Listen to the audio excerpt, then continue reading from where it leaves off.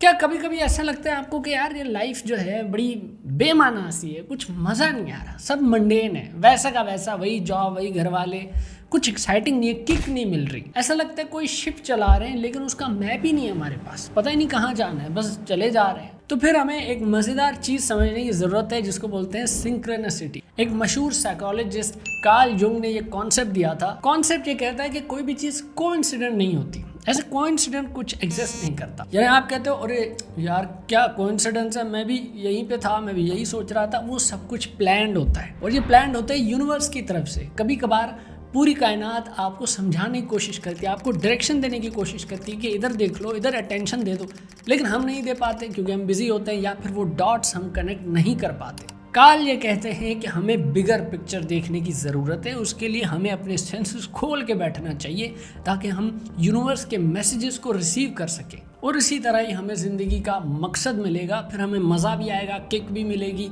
Excitement भी मिलेगी, मज़े ही आ जाएंगे। और ये मैसेजेस किस तरह हैं, कोई एग्जांपल लेके देखते हैं। मिसाल की बात, एक लड़का है अहमद जो कि सुजुकी में जॉब करता है। वो अपनी जॉब से सेटिस्फाइड नहीं है, वो चाह रहा है कि यार कहीं और जॉब कर दूं, कोई अच्छी अपॉर्चुनिटी आ जाए, लेकिन अभी तक वो डिसीजन बना नहीं पा रहा। ऐसे ही किसी दिन स्क्रॉल करते हुए उसके सामने आ गया कि टोयोटा इज हायरिंग। फिर उसने देख के फिर इग्नोर कर दिया कि यार पता नहीं ये जॉब छोड़नी चाहिए कि नहीं। उसी शाम को वो फिर किसी अपने पुराने दोस्त से मिलता है और उसे पता लगता है कि वो उसका दोस्त टोयोटा में जॉब कर रहा है। वो उसे बताता है कि टोयोटा में आजा भाई, मजे आ जाएंगे तुझे, जिंदगी बड़ी सुकून है यहाँ पे। तो उसके पुराने दोस्त से मिलना जो कि अब टोयोटा में ही जॉब करता है, फिर उसको स्क्रॉल करते हुए वही ऐड दिखना कि टोयोटा इज हायरिंग, ये सारे कुछ मैसेज होते हैं यूनिवर्स की तरफ से जो आपको बता रही होती है कि भाई आजा। ये हमें पढ़ने की ज़रूरत है, ये हमें समझने की ज़रूरत है। अब आप कहेंगे कि यार कैसे हमें पता लगेगा कि भाई ये जो मैसेज है ये कायनात की तरफ से, ये ऊपर वाले की तरफ से मैसेज आया हुआ है। उसके लिए हमें सेल्फ अवेयर होना पड़ेगा, हमें अपनी थॉट्स को खोलना पड़ेगा, हमें वो अकल चाहिए होगी जो डॉट्स कनेक्ट कर सकती हो ताकि हम इन कोइंसिडेंसेस में मीनिंग ढूंढ सकें। अगर आप इस तरह करोगे तो आपको पैटर्न्स दिखने लग जाएंगे, कुछ थीम्स दिखने लग जाएंगे जो आपको गाइड करेंगे कि भाई यही सही रास्ता है। वो आपकी इंट्यूशन होगी, आपकी गट फीलिंग होगी। और ये कोई हवाई बातें नहीं है, इनके पीछे साइंटिफिक एविडेंस भी है जो कि कहता है कि सारे आउटकम्स आपके हाथ में होते हैं। सारी चीज़ डिपेंड करती है कि आप एक्ट किस तरह कर रहे हो, चूज क्या कर रहे हो, फिर उसी तरह के आउटकम्स आपके सामने आ जाते हैं, फिर उन्हीं की पॉसिबिलिटीज बढ़ जाती है। यानी कि अगर अहमद ने जॉब चेंज करने का सोचा ही ना होता तो फिर वो अपने पुराने दोस्त से मिलता ही ना जो टोयोटा में जॉब कर रहा है। उसके मिलने की पॉसिबिलिटी अब बढ़ चुकी है क्योंकि उसने ऐसा सोचा।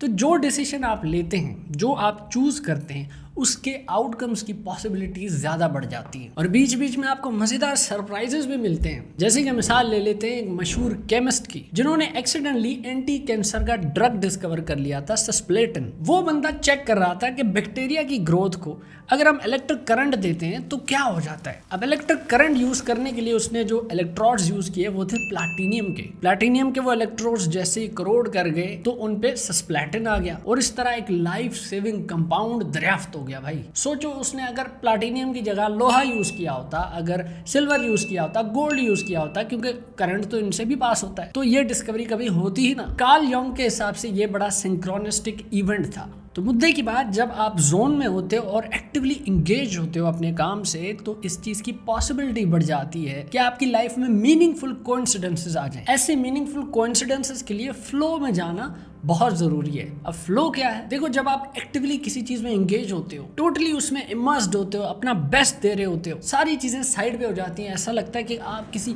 पॉजिटिव एनर्जी की वेव को राइड कर रहे हो, वो होता है फ्लो। और हाँ, फ्लो कभी कभी टूट भी जाता है और जब फ्लो टूटता है तो कोई बात नहीं, उस फ्लो को दोबारा से लेके आना होता है। ये एक साइकिल है जिसको रिपीट करना बहुत जरूरी है। लेकिन अगर आप बीच में गिव अप कर दोगे तो कभी भी ऐसे मीनिंगफुल कोइंसिडेंस नहीं हो पाएंगे। इस फ्लो में जाने का सबसे बड़ा जो दुश्मन है वो है खौफ, फियर, छोटा डर, बड़ा डर। ऐसा होता है ना, कभी कभी आप किसी मीटिंग में बैठे हैं, आपको सही जवाब आता है, आप क्लास में बैठे हैं, आपको सही जवाब आता है, लेकिन आप बोलते नहीं हो। आप कहते हो यार मैं अजीब तो नहीं लगूंगा, ऑकवर्ड तो नहीं हो जाएगा, मैं गलत तो नहीं बोल दूंगा, मेरा प्रोनाउंसिएशन गलत तो नहीं हो जाएगा, प्रोनाउंसिएशन तो नहीं हो जाएगा। ये सारे डर वैसे डर हैं जो आपको होल्ड बैक करते हैं, आपको पीछे धकेलते हैं, आपको तरक्की करने देते ही नहीं। ऐसे डर से दूर ही रहना है, इसको कंकर करना है भाई। डर सबको लगता है, गला सबका सूखता है, लेकिन ऐसे डर से लड़ना बहुत जरूरी है, तभी आप अपने फ्लो में आ सकेंगे, वरना कभी शुरू ही नहीं कर पाएंगे। और फिर एक और किस्म का डर होता है जो अच्छा अच्छा डर होता है, जैसे कि डेडलाइन आ गई है, 3 दिन के अंदर प्रोजेक्ट जमा करना है, डर लग रहा है। अब ऐसा डर जो है आपको पुश करेगा, इस डर से दोस्ती कर लो। ऐसा डर जो आपको आगे धकेले उससे दोस्ती कर लो। ऐसा डर जो आपको पीछे धकेल दे उससे लड़ लो। जब आप अपने डर को जानने लग जाओगे